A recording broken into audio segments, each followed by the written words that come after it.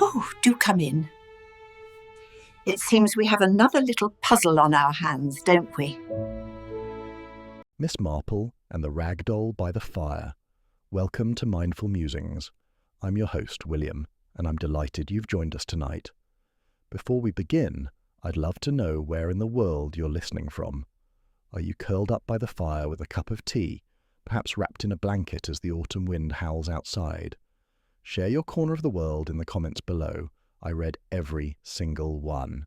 Now, settle in comfortably and let me tell you a story through the eyes of the remarkable Miss Jane Marple. A story of secrets stitched in thread, of guilt hidden in plain sight, and of a confession sown long before the flames began to dance. Chapter 1. A Party Ends in Silence. The October evening had settled over St. Mary Mead with that peculiar stillness that follows children's laughter. Miss Jane Marple pulled her cardigan more snugly about her shoulders as she made her way along the lane toward the vicarage. The remnants of the Halloween party were still visible in the gathering dusk, paper bats clinging to gate posts and carved pumpkins grinning gap-toothed from doorsteps. She had promised Mrs. Clement she would help with the clearing up, though the vicar's wife had assured her it was entirely unnecessary. The vicarage stood at the end of Church Lane, its Georgian windows glowing warmly against the darkening sky. Miss Marple could hear the last few parents collecting their children from the party, their voices carrying clearly in the crisp autumn air. Young Timothy Fletcher dashed past her, pursued by his mother, still wearing his pirate hat at a jaunty angle. She smiled at the sight, remembering similar autumn evenings from her own childhood, though Halloween celebrations had been rather less elaborate in those days. The front door stood slightly ajar, and Miss Marple let herself in with the familiarity of an old friend. The hallway bore the cheerful chaos of a successful children's party, with orange and black streamers trailing from the banisters and the lingering scent of apple cider in the air. Mrs. Clement's voice drifted from the kitchen, thanking the last departing parents with her characteristic warmth. Miss Marple made her way toward the sitting room, intending to begin gathering the scattered paper plates and cups. But as she approached the doorway, she became aware of something that made her pause. The silence in the sitting room was of a different quality from the comfortable quiet of an empty space. It was the profound stillness that accompanies the presence of something deeply wrong. She stepped into the room and stopped quite still, her practiced eye taking in the scene before her, with that careful attention she had learned to apply to anything unusual. The fire still burned brightly in the grate, casting dancing shadows across the familiar furniture. Before the hearth sat a rag doll, positioned with its back against the fender. The doll was perhaps 18 inches tall, made of faded calico with button eyes and embroidered features. Its dress was patched cotton in a pattern of worn roses, and its yarn hair hung in two neat plaits. But it was not the doll that held Miss Marple's attention. Beside it, slumped in the vicar's favourite armchair, was the body of Miss Eleanor Ashford. The village seamstress sat with her head tilted back against the chair's wing, her hands folded peacefully in her lap. Her face bore an expression of profound tranquillity that might have suggested sleep were it not for the unnatural stillness of her chest and the waxen quality of her skin in the firelight. Miss Marple moved forward carefully, her mind already noting details with the precision of long practice. The teacup on the side table still held liquid, though it had long since grown cold. A half-finished piece of embroidery lay across Miss Ashford's lap, the needle still thrust through the linen as though she had simply paused in her work. The fire had been recently tended, for the logs were fresh and burning vigorously. And throughout all of this, the rag doll sat in its peculiar position before the flames, its button eyes reflecting the firelight with an almost knowing gleam. There was something about its placement that struck Miss Marple as deliberate, though she could not immediately say why.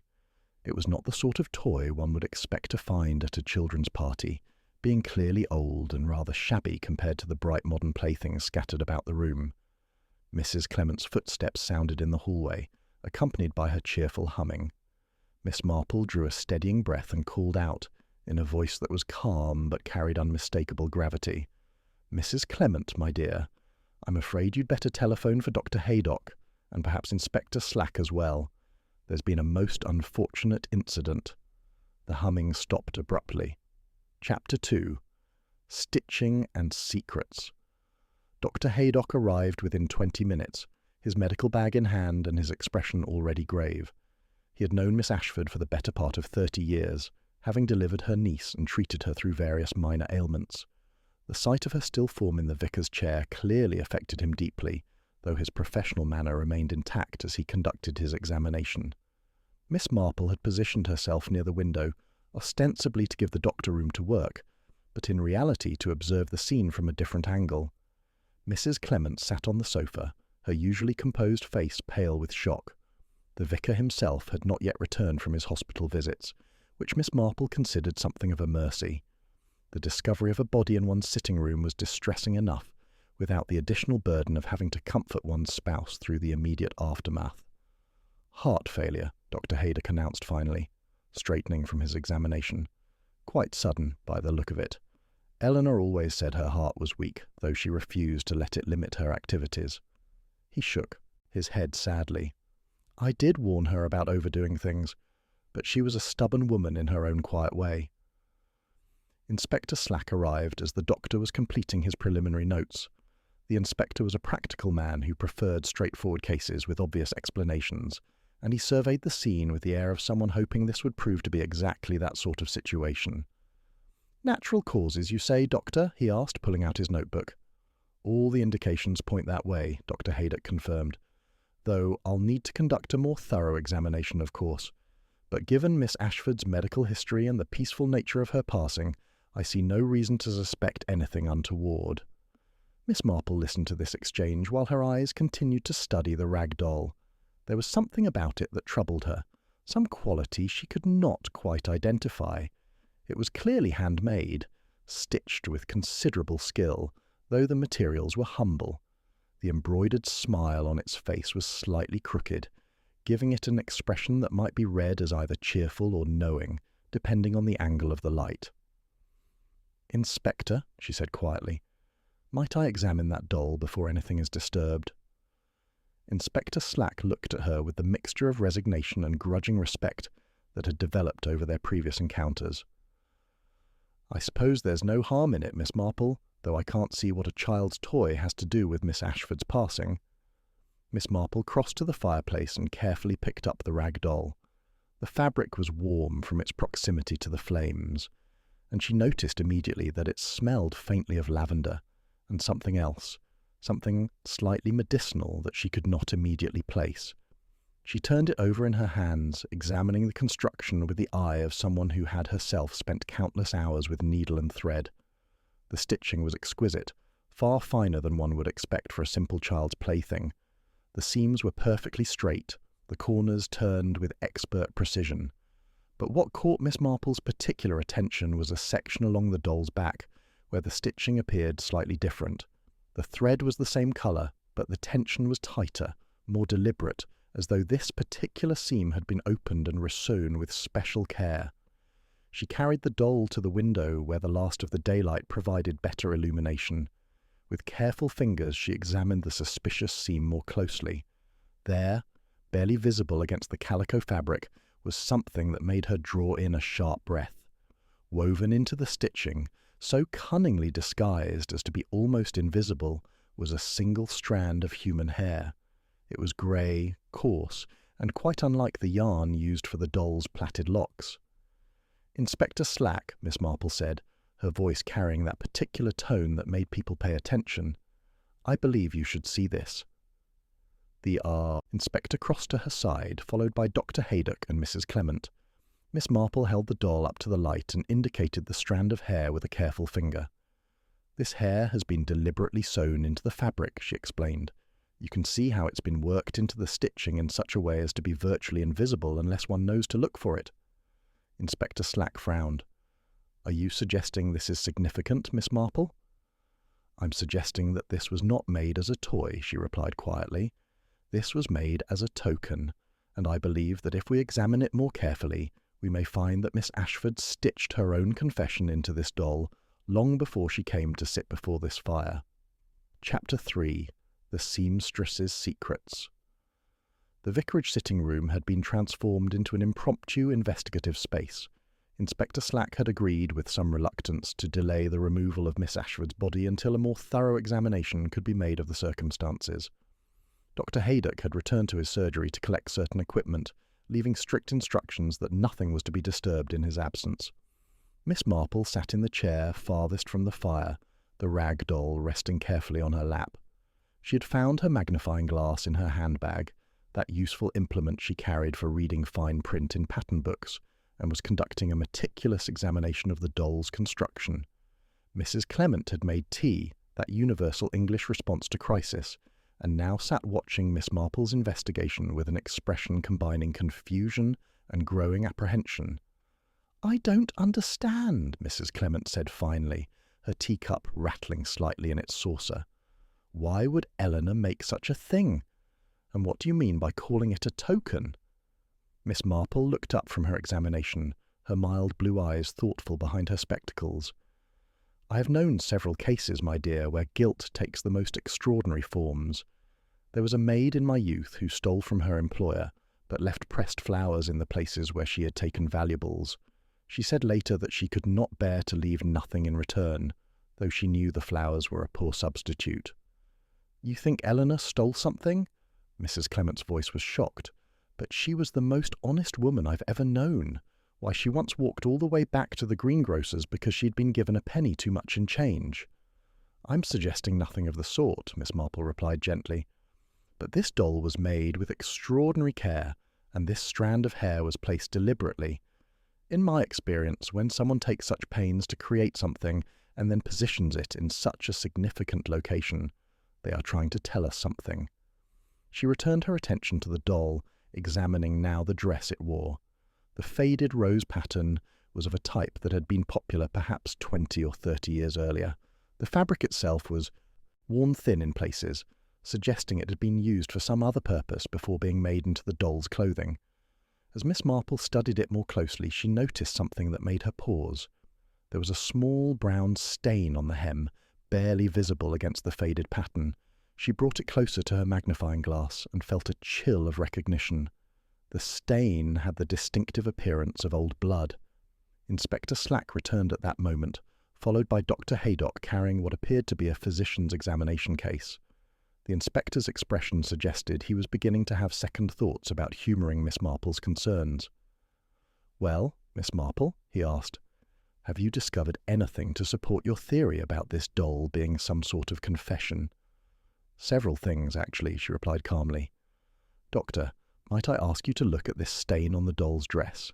I should like your professional opinion on whether it might be blood." Dr. Haydock took the doll with careful hands and examined the hem closely. After a moment, he nodded slowly. "It could well be blood, yes. Old blood that's been washed but not entirely removed. A simple chemical test would confirm it." "And the hair sewn into the back seam," Miss Marple continued. "Could you determine whether it matches Miss Ashford's own hair?" The doctor carefully extracted the strand with a pair of tweezers he produced from his case.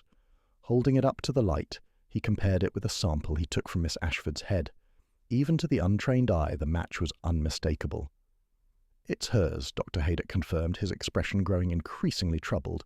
"But why on earth would she sew her own hair into a rag doll?" Miss Marple set the doll aside carefully and folded her hands in her lap. "I believe, gentlemen, that we are looking at a very particular kind of memorial. This doll was not made for play. It was made to represent someone, and I suspect that if we can determine who that someone was, we will understand why Miss Ashford died, sitting before this fire." She paused, letting her gaze move from the doll to the cold teacup on the side table, and then to the embroidery that still lay across Miss Ashford's lap. "I noticed that the embroidery pattern is roses, the same roses that appear on the doll's dress, and if I'm not mistaken, that particular pattern was popular in village needlework about 25 years ago. Mrs. Clement, do you recall the Thornton family? They lived in Rose Cottage before the Fieldings moved in." Mrs. Clement's face went pale. The Thorntons had a little girl. Rose, her name was. She disappeared one autumn, just before Halloween. They searched for weeks, but never found her. "She was 7 years old," Miss Marple said quietly. "The same size, I would estimate, as this doll." Chapter 4. Patterns of the Past. The mention of Rose Thornton had cast a pall over the room that even the cheerful fire could not dispel. Inspector Slack had gone very still, his notebook forgotten in his hand. Mrs. Clement had set down her teacup with a hand that trembled visibly. Dr. Haydock was staring at the rag doll with an expression of dawning horror. "Rose Thornton," the inspector repeated slowly. "I remember that case. I was just starting on the force then, a constable under old Inspector Dean. We searched every inch of the village and the surrounding countryside. The general belief was that she'd wandered into the woods and come to harm, though the body was never recovered." Miss Marple nodded gravely. "I was visiting my cousin in Devon at the time, but I remember reading about it in the newspapers. A terrible tragedy. The family moved away not long after, I believe."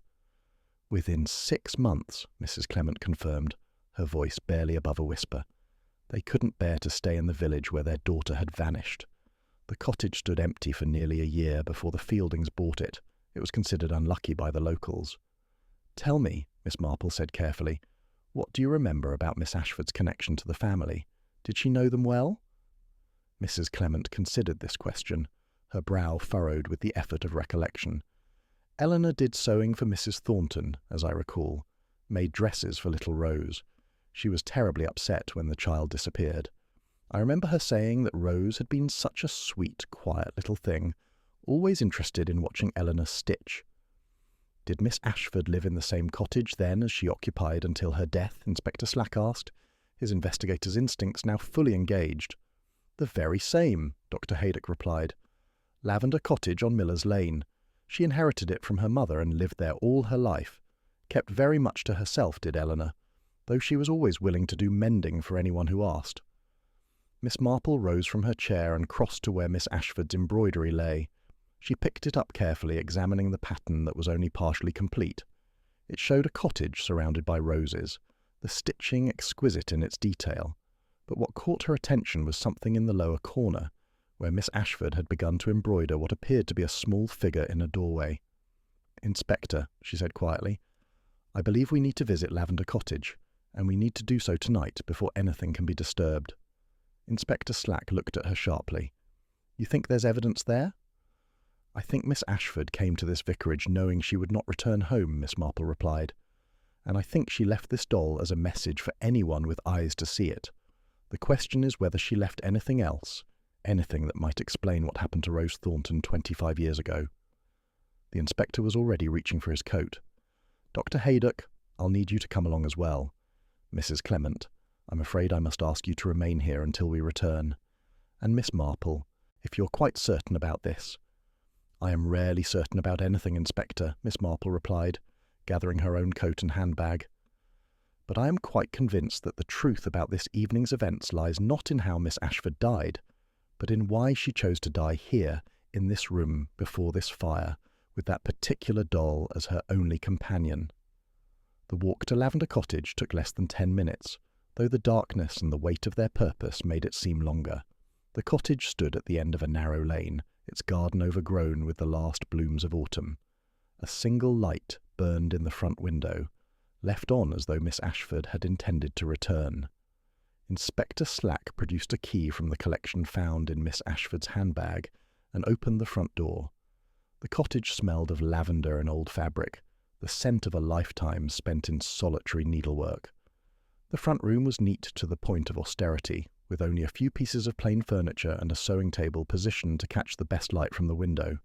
But it was the back room that held their attention. Inspector Slack opened the door and stepped back with an involuntary exclamation. The room was a shrine of sorts, its walls covered with shelves holding dozens of rag dolls. Each one was identical to the doll found by the fire, down to the faded rose-patterned dress and the carefully plaited yarn hair. Miss Marple moved among the dolls with a feeling of profound sadness. They represented years of obsessive work, hundreds of hours of stitching and restitch, and in the centre of the room, on a small table, sat a wooden box. Inspector Slack opened it with careful hands. Inside, wrapped in tissue paper, were items that told a story more clearly than any confession.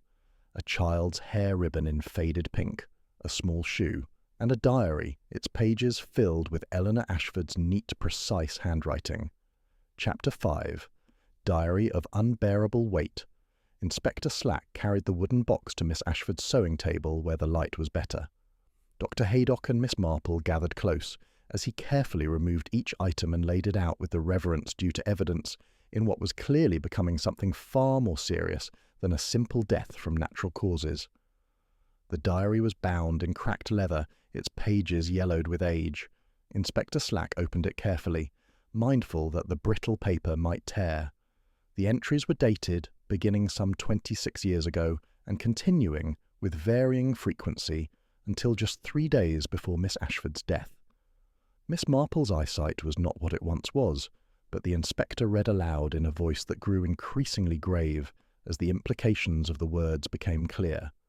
The early entries spoke of Eleanor Ashford's pleasure in her work for Mrs. Thornton, her fondness for little Rose, and her pride in making the child's pretty dresses.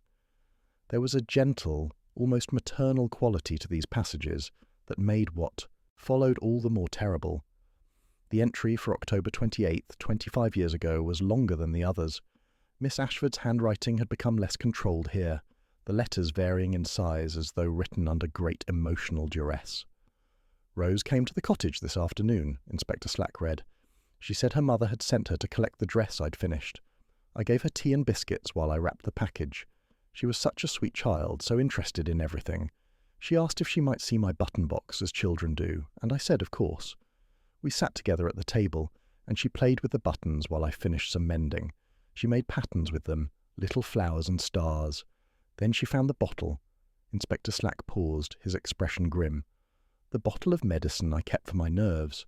The doctor had given it to me after Mother died, said it would help me sleep. I'd left it on the table, which was careless of me. Rose asked what it was, and I explained it was medicine for grown-ups, not for children. She nodded and seemed to understand. Miss Marple felt a cold dread settling in her chest as the inspector continued reading. I went to the kitchen to make fresh tea. I was gone perhaps 5 minutes. When I returned, Rose was holding the empty bottle. She'd drunk it all, thinking it was some sort of cordial. She looked at me with such confusion, asking if she'd done something wrong. I tried to make her sick, tried everything I could think of, but within minutes she began to have convulsions. By the time I thought to run for Dr. Haydock, it was too late. She died in my arms, her little face so peaceful at the end as though she'd simply fallen asleep. Dr. Haydock made a sound of profound distress. Laudanum, he said quietly. That's what the medicine would have been. A tincture of opium. In a dose meant for an adult, it would have been lethal to a child Rose's size within minutes. Inspector Slack continued reading, though his voice had become strained. I didn't know what to do. The thought of people knowing, of being blamed, of seeing the horror in everyone's eyes, it was more than I could bear. I told myself it was an accident, that I couldn't have known she would touch the bottle. But I should have known. I should have kept it locked away. I was responsible for her safety, and I failed. The next part of the entry detailed Eleanor Ashford's terrible decision. She had wrapped Rose's body in her work apron and, under cover of darkness, buried her in the cottage's back garden beneath the rose bushes. She had then cleaned every trace of the child's presence from her home, and, the next day, joined in the search parties looking for the missing girl. For 25 years I've lived with what I did, the inspector read. Every night I see her face. Every day I wake knowing that somewhere her mother and father are wondering what became of their little girl. I made the first doll a year after it happened. I thought it might ease the guilt if I could keep her memory alive in some way. But one doll was not enough. I made another, and another, each one perfect, each one a rose-patterned dress like the one she was wearing that day. The diary entries became more sporadic after this, chronicling Eleanor's gradual descent into obsession. She worked as a seamstress, living frugally, using every spare penny to buy fabric for more dolls. She attended church faithfully, though she never took communion, feeling herself unworthy. And always, always the guilt grew heavier. The final entry was dated just 3 days before her death. Inspector Slack's voice was barely audible as he read it. I am 72 years old now. My heart is failing, Dr. Haydock says, though he doesn't know how truly broken it has been all these years. I've decided that I will not die with this secret still hidden. Rose deserves better than to be forgotten, buried without ceremony or prayers. Her family deserves to know what happened, however terrible the truth may be. I have made one final doll, and in it I have sewn a strand of my own hair. When my body is found, I hope someone will understand what it means. I hope someone will look in the back garden of Lavender Cottage, beneath the roses that bloom so beautifully each year, fed by a child's innocent bones. The silence that followed this reading was profound. Miss Marple found herself thinking of all the times she had seen Eleanor Ashford in the village, a quiet, unremarkable woman whom everyone assumed lived a simple, blameless life. Who could have known that beneath that calm exterior lay such a weight of guilt and grief? "We'll need to excavate the garden," Inspector Slack said finally, "tomorrow morning in proper light." Dr. Haydock nodded slowly. "And then, at last, little Rose Thornton can have a proper burial." Miss Marple looked at the room full of dolls, each one a silent witness to a tragedy that should never have been hidden. "She made her confession," she said quietly, "in the only way she knew how, through the work of her hands and the skill that defined her life. Every doll was an act of remembrance. Every stitch was a prayer for forgiveness." Chapter 6. Beneath the Roses. Dawn came grey and cold to St. Mary Mead, bringing with it a sombre procession to Lavender Cottage.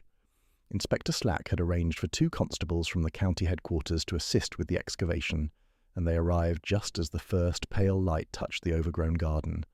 Dr. Haydock had brought proper equipment for the careful exhumation of remains, should any be found, and the vicar had insisted on being present to offer prayers for the departed soul. Miss Marple stood at a respectful distance, wrapped in her warmest coat against the autumn chill. Mrs. Clement had joined her, unable to stay away despite the distressing nature of the task ahead. The 2 women watched as Inspector Slack directed the constables to the area, beneath the rose bushes at the far end of the garden. The roses that grew there were of an old variety, the kind that bloomed with extraordinary abundance if properly tended.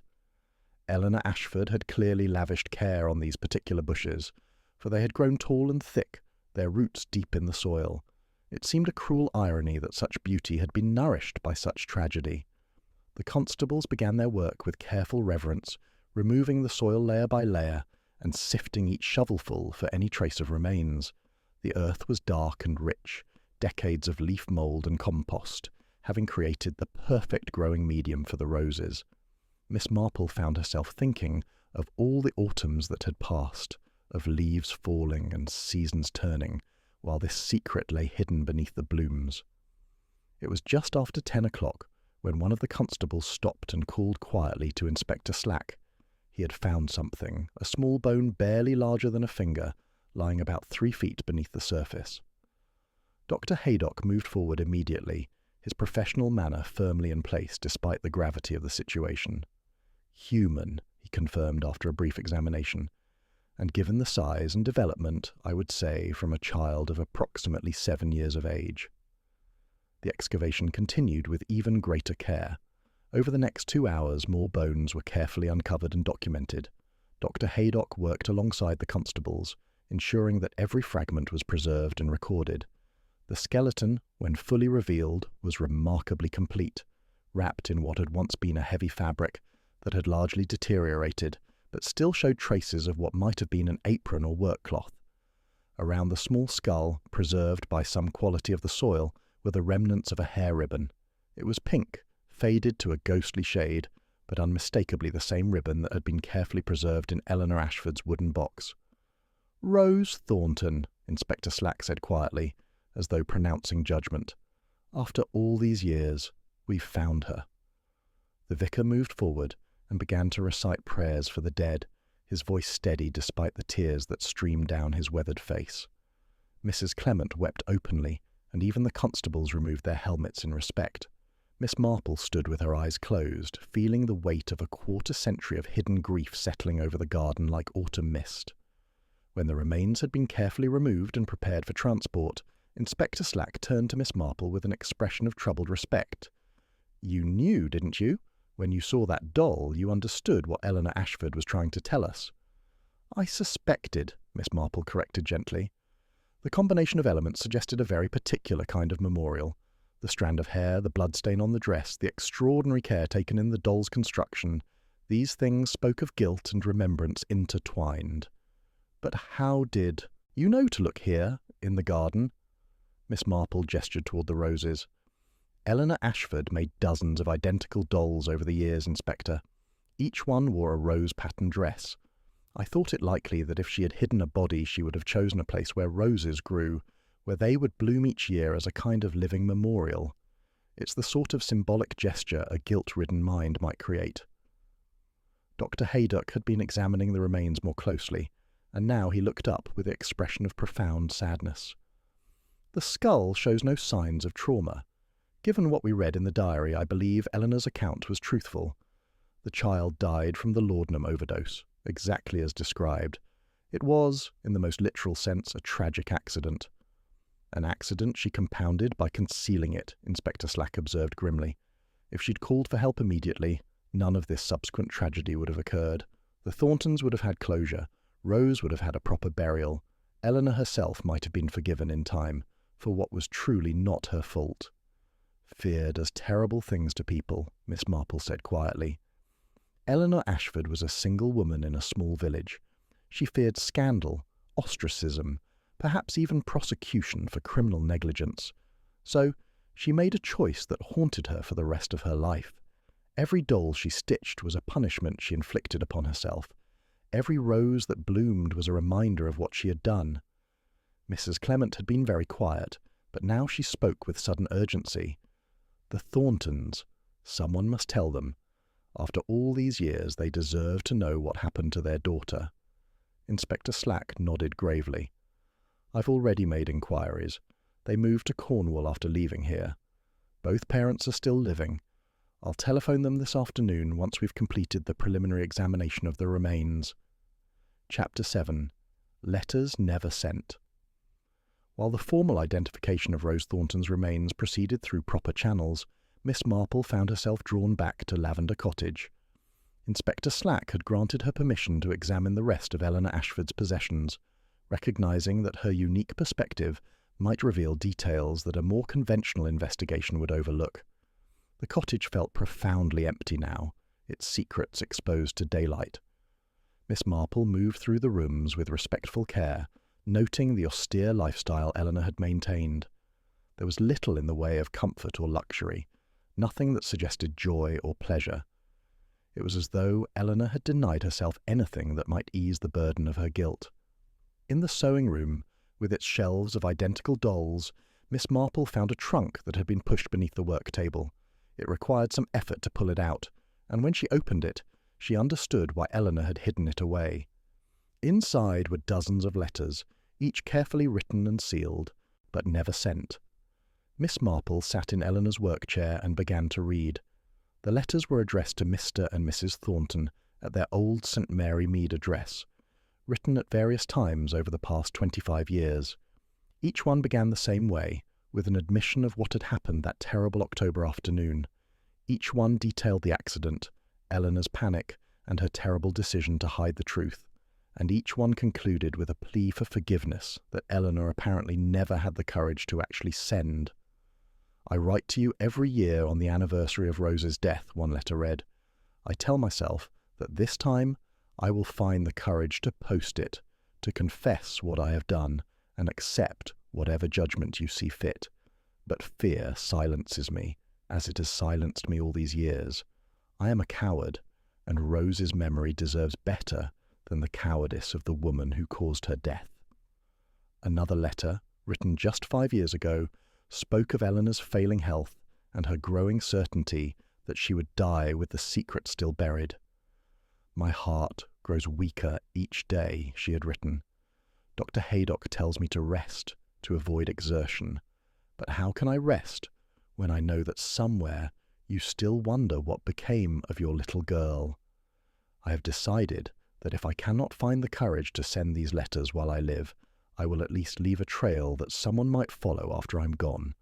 I will make my confession in the only language I truly know, the language of needle and thread." Miss Marple set down the letters and looked around the room at the dolls. How many hours, she wondered, had Eleanor spent stitching these identical figures?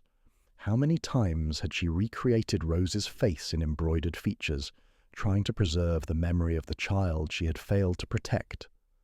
The final letter in the trunk was dated just 2 weeks before Eleanor's death. This one was different from the others, addressed not to the Thorntons but to no one in particular. It read like a last will and testament, though it dealt not with property but with truth. To whoever finds this, it began, I, Eleanor Mary Ashford, being of sound mind though failing body, make this confession. 25 years ago, I caused the death of Rose Thornton through my carelessness and concealed it through my cowardice. Her body lies beneath the rose bushes in my back garden. I have sewn dozens of dolls in her memory, each one a prayer for forgiveness I do not deserve. I have lived with this guilt every day of my life, and I die asking only that someone will ensure Rose is given a proper Christian burial and that her family is told the truth of what happened. I do not expect forgiveness, the letter concluded. I do not deserve peace, but Rose deserves to be remembered for the sweet, innocent child she was, and her family deserves to know that her death was swift and painless, that she did not suffer at the hands of any malicious person, but simply fell victim to a tragic accident made worse by one woman's terrible fear. Miss Marple folded the letter carefully and placed it back in the trunk. She understood now why Eleanor had chosen to die at the vicarage before the fire, with the doll as her companion. The vicarage represented sanctuary, forgiveness, the possibility of redemption. The fire symbolized both purification and judgment, and the doll, that carefully crafted confession, was Eleanor's final attempt to speak a truth she had been unable to voice in life. Mrs. Clement appeared in the doorway, startling Miss Marple from her contemplation. "I hope you don't mind," the vicar's wife said quietly. "Inspector Slack said you were here, and I thought you might appreciate some tea." "How very thoughtful," Miss Marple replied, grateful for the interruption. "I've been reading Eleanor's letters, unsent letters to the Thorntons, written over many years." Mrs. Clement set down the tea tray and glanced at the trunk. She kept writing to them, even though she never posted the letters. "I believe it was her way of maintaining some connection to the truth," Miss Marple explained. Each letter was an acknowledgement of what she had done, even if only to herself.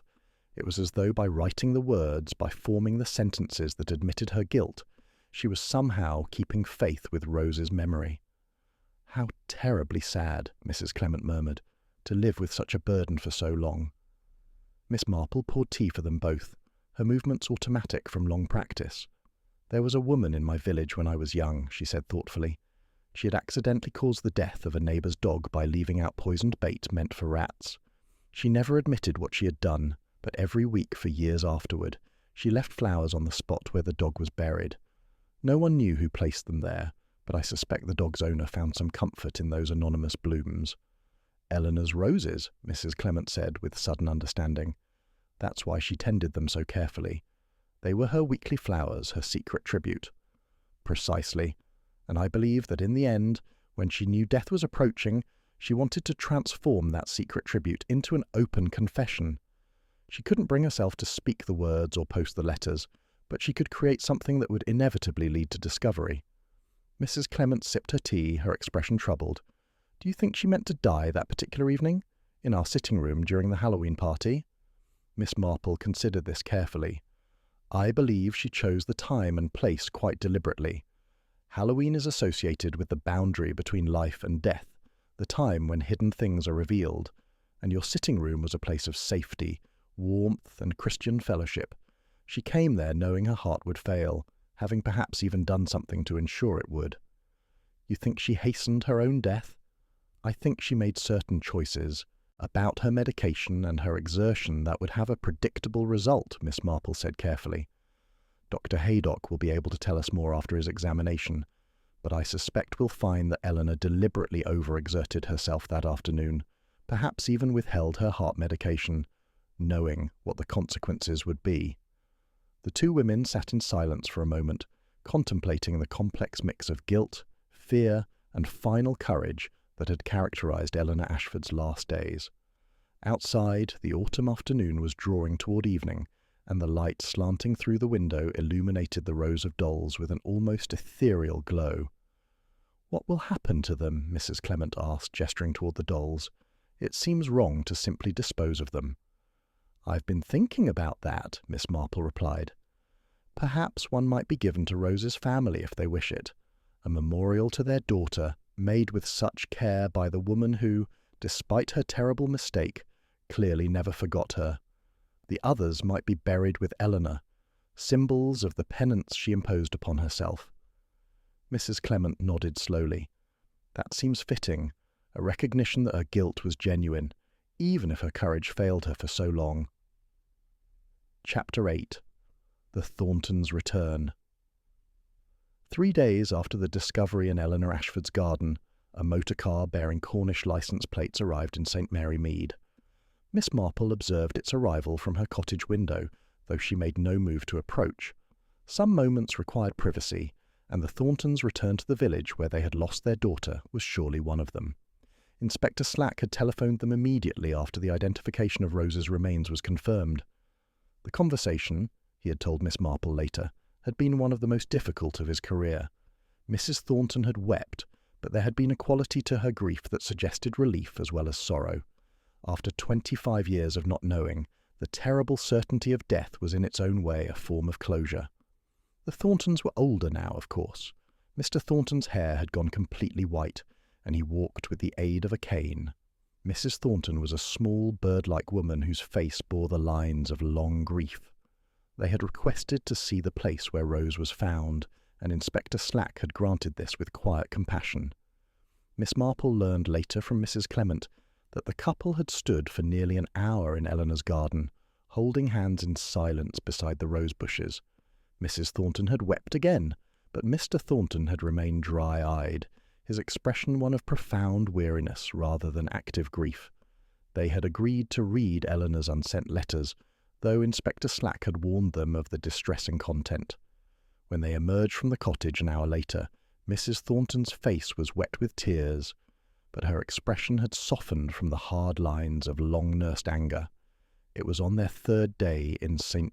Mary Mead that the Thorntons requested to meet with Miss Marple. Inspector Slack arranged the meeting at the vicarage, that neutral ground where Eleanor had made her final confession. Miss Marple arrived to find the couple seated in the same sitting room where Eleanor had died. Mrs. Thornton reached into her handbag and withdrew the rag doll that had been found by the fire.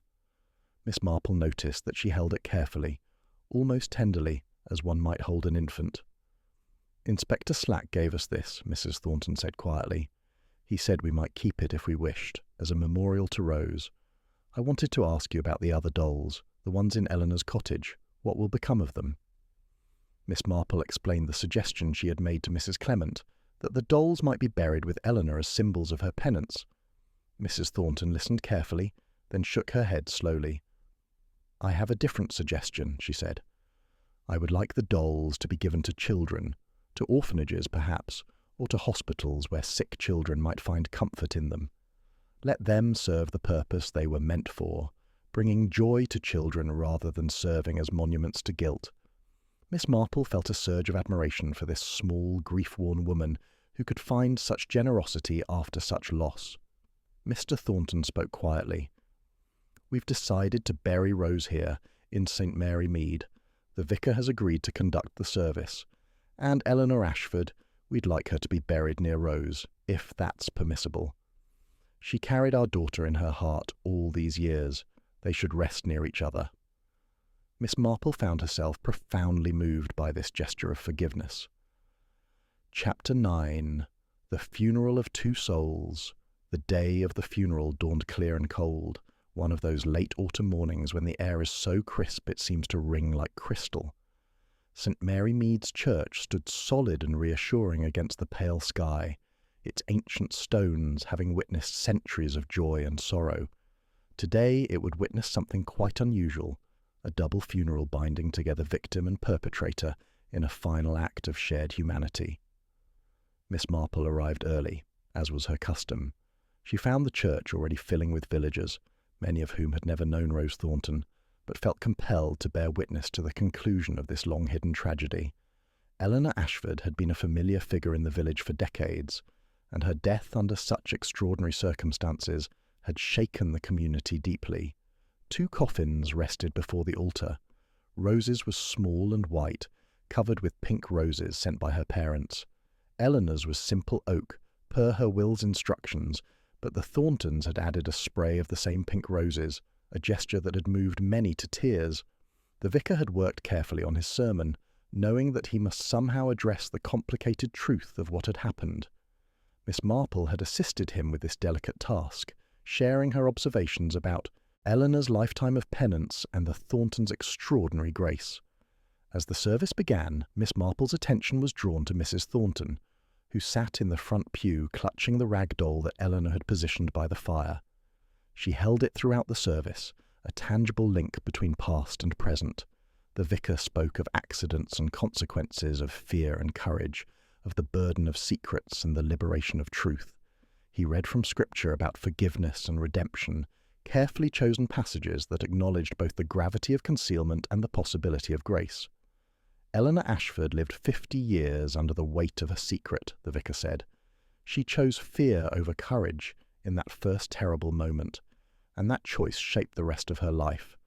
But let us not forget that she also chose in the end to reveal the truth.